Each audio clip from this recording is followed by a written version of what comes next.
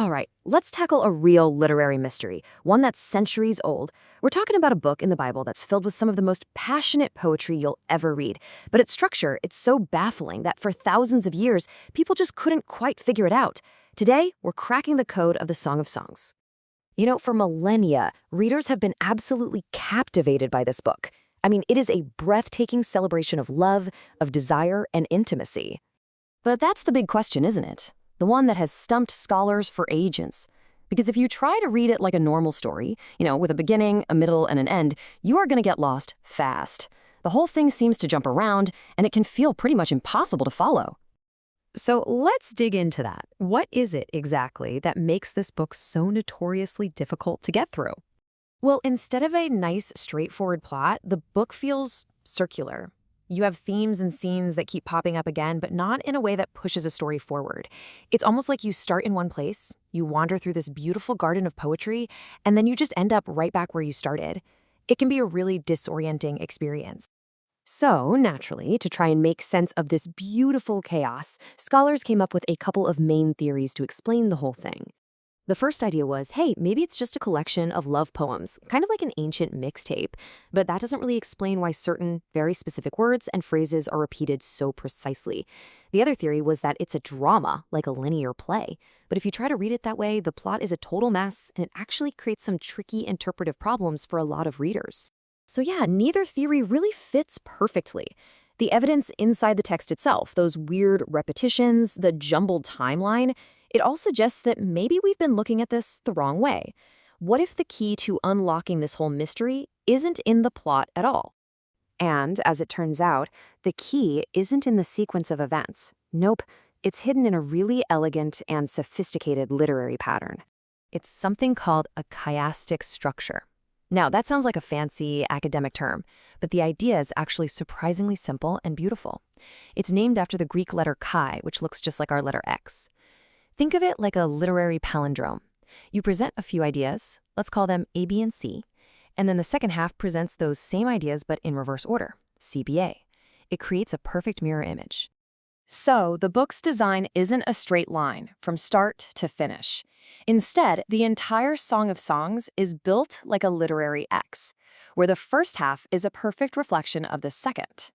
And the evidence for this is incredibly precise. I mean, come on. If you look at the main text of the book, not counting the title, it contains exactly 116 verses. And right there, at the mathematical dead center of those 116 verses, you find the hinge. It's just 2 verses that act as the pivot point for the entire mirrored structure. So when we take this chiastic idea, the book that seemed so chaotic all of a sudden reveals this stunningly clear and intentional blueprint. Let's actually map it out. The book divides so neatly into 5 units. The first unit perfectly mirrors the 5th, and the second mirrors the 4th. And that leaves the third unit, the part that describes the wedding and the consummation of the marriage, standing right there in the very center. It's the thematic peak of the entire work.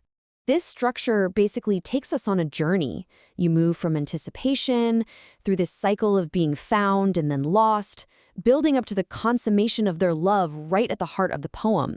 And then it reflects that same journey in reverse on the other side. So how can we be absolutely sure this is the right structure? Well, the proof is in a specific phrase that the author uses like a literary signpost. Check out this refrain, which shows up at the end of the very first section. And there it is, again, word for word, marking the end of the second section. The author is obviously using this phrase as a structural marker. It's this repeated warning, don't rush love, wait until the time is right. Okay, it appears a third time at the end of the 4th section, the mirror image of the second. But here is the clincher. This refrain is completely gone from the central 3rd section, the wedding. And why is that? Because the waiting is over. The time for love has finally and properly arrived. It's brilliant. You see, understanding this blueprint does way more than just solve so ancient literary puzzle. It completely transforms how we understand the book's message, taking it from confusing to breathtakingly clear. So what does the structure show us? First, the book is a single, unified masterpiece, not just a random jumble of poems. Second, it intentionally shoves the wedding celebration right into the thematic center, highlighting it as the absolute climax. This also resolves all those earlier problems by showing us we're not reading a literal timeline, but a poetic meditation on love. And finally, it just shows the stunning literary artistry of the ancient author. Ultimately, the way the Song of Songs is built is inseparable from what it's trying to say. The design isn't just for decoration. The very architecture of the poem is meant to draw our eyes to its central point, to say that this moment of committed love is the beautiful, sacred peak of the entire story. Cracking this code is just a great reminder that sometimes the deepest meaning isn't just in the words we read, but in the beautiful and intricate patterns they create. It really makes you wonder, what other ancient masterpieces are out there just waiting for us to discover their hidden blueprints?